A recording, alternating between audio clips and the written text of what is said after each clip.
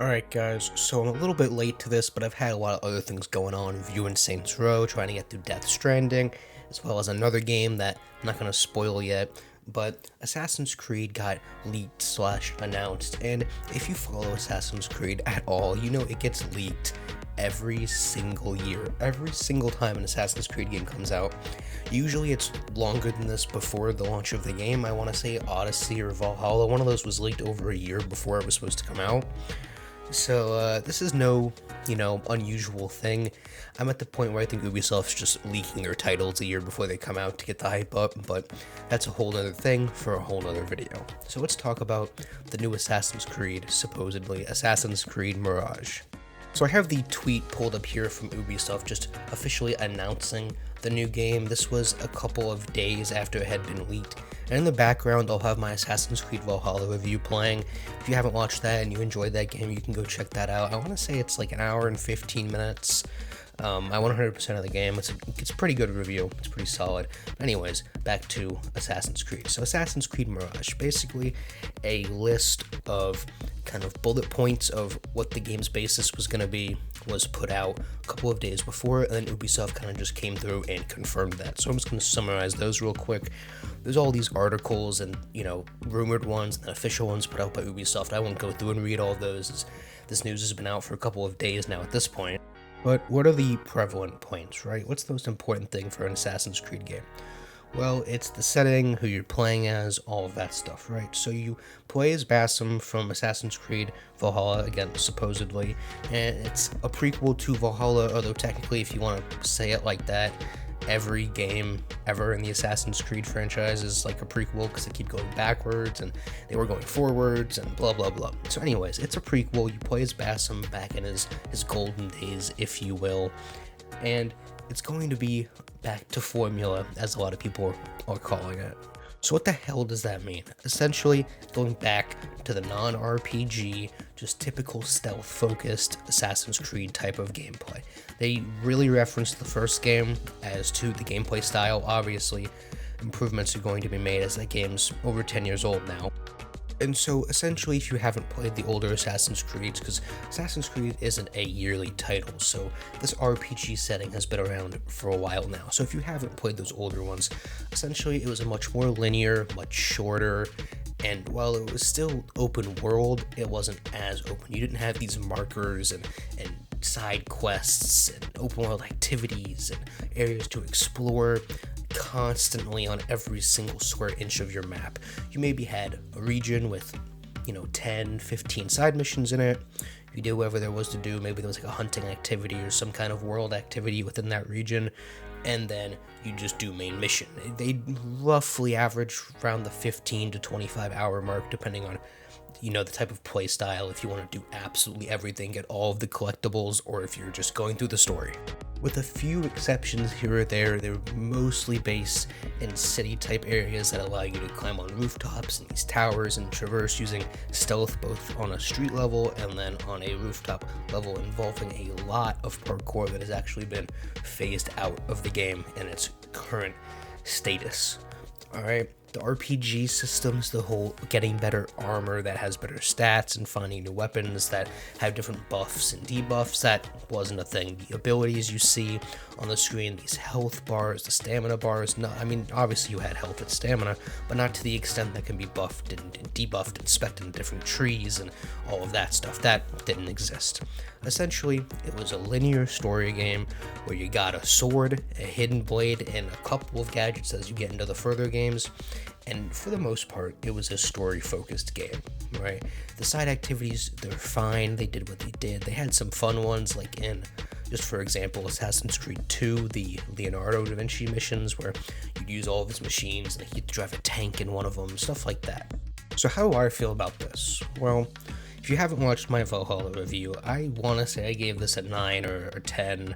I gave it Game of the Year, I know that, or close to it at least. And I feel like this formula was perfected with Valhalla, right? Origins was kind of their step into it. They kind of threw some RPG elements in there with already really good world building and Assassin's Creed style, and then built on that more with Odyssey, where they kind of really went fully into the RPG elements, but had some flaws and mistakes along the way. And then Valhalla, they fixed all those flaws while still fleshing out the world and including that really good, what I find good, Assassin's Creed story. And essentially where I left it was, even in my first impressions and just thoughts videos before the game even came out for Valhalla, I was saying this is probably the last time they were going to do it, or maybe they'll do just one more, because you can only do so much with an RPG style to where it starts to feel very similar, but you're just changing the area that you're playing the RPG in, right? Especially when it's the same company, because you have, Bethesda RPGs, and then from software RPGs, you have Ubisoft RPGs, you have all these different types and companies making RPG games, and they all feel a bit different because they all do it a bit differently. But whenever you're making the same company make an RPG game in the same franchise, you can only do it so many times in so many different ways, especially when you have 10 previous games that are kind of limiting what you can do. And so we're moving away from that, and not that that's a good thing, not that it's a bad thing. I really like the old style of Assassin's Creed games. It worked really well. The parkour works really well, and for the most part, the story was good on a lot of them. Now, the combat was a lot more simplistic, I will say that. There wasn't as much exploration and gear to find. They were much shorter, but they were there to tell a story from start to finish. It wasn't so much for this open world adventure where you get sucked into the world, and while that still happened in some of the older games, they weren't as long and you didn't have as much time in them. So that's all of the essentially confirmed stuff that we have from Ubisoft.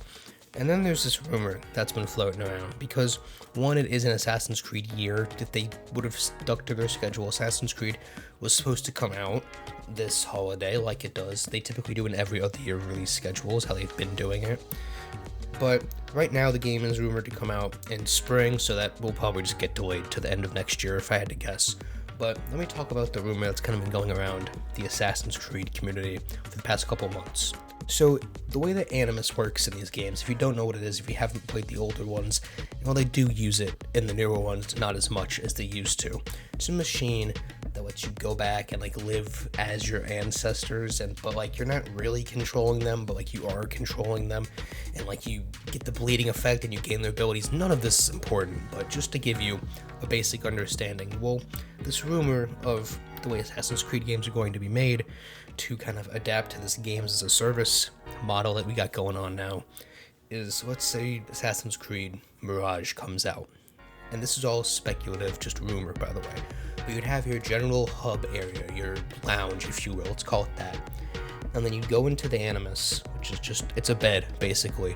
And you sit down in this Animus, and you'd go through and you'd select Assassin's Creed Mirage, right? Which would, let's say it's in the year 700 AD. I'm just picking a random ass year. So that would be displayed on this Animus HUD. You'd click on that, and then that would bring you into Mirage. And then 2 years later, let's say they make a Revolutionary War Assassin's Creed. It's in the 1700s, right? Then you go into the Animus, in the same game, it's just an update. You click on the 1700s, option, and now you're in the different Assassin's Creed games. So it would all be based on the same engine, so it would all be able to work within itself, much like Warzone, right? You have Warzone in Modern Warfare 2019, Call of Duty Cold War, and Vanguard, right? And even with Modern Warfare 2022, Modern Warfare 2 with Warzone 2, it's relatively going to be the same engine for the most part, just improved, and you can do that all through updates. So it's combining all of these different games into this one engine. So you'd have your one game, whatever they decide to call it. Let's say they rebrand it and call it just Assassin's Creed, right? So you have Assassin's Creed Mirage, which takes place in this year, and then the next Assassin's Creed, the next Assassin's Creed, the next Assassin's Creed, right? And they would all be available to be chosen from this one game, from this one lobby. And essentially, like Destiny, for example, the lobby area and maybe a little tutorial or a quick little section would be free to play. And then every other year, every 2 years, whatever they decide to do, each new main story and new timeline would be locked behind a paywall, like Destiny expansions. So you get this free lounge area, let's say, in a tutorial, and then when Mirage comes out that takes place in the 700s, you pay $60. 2 years later, when let's call it an expansion for the Revolutionary War game comes out, you pay $60 and you can, from that same game, go into that. Then one takes place in the future, you go into the Animus in that same game, you pay your $60, you can go into that. And essentially they would all be separate, but within the same game. That way they're not having to redevelop and remake things. It would all just be one game that's constantly updated. That way, improvements that are made in Assassin's Creed 47 can, be brought back and integrated into Assassin's Creed 18, right? So that's kind of the rumor of how things would work in this new system. Again, that's complete rumors, just people talking about things they've heard. But with Ubisoft, and especially with Assassin's Creed, what ends up being rumors usually comes true. But that's really all I have to say on the new Assassin's Creed Mirage announcement. Not too much news other than the fact that we're going back to the olden ways. And now, a lot of people are celebrating that, and a lot of people like me are kind of up in the air. I like both methods. I think they both work if done right, but it's been a while since the old method has been done right, and the way games are served out now are a bit different. So we'll just have to see how it all turns out. So that's where I'm going to leave this one. You guys let me know if you're excited for Assassin's Creed Mirage, what you think the future of Assassin's Creed is, what you thought of Assassin's Creed Valhalla. And now I'm going to let the intro to my Assassin's Creed Valhalla video play, because I think it's kind of a banger. My mother told me someday I will buy Galley with good oars, sail to distant shores, stand up on the prow, noble work I still standing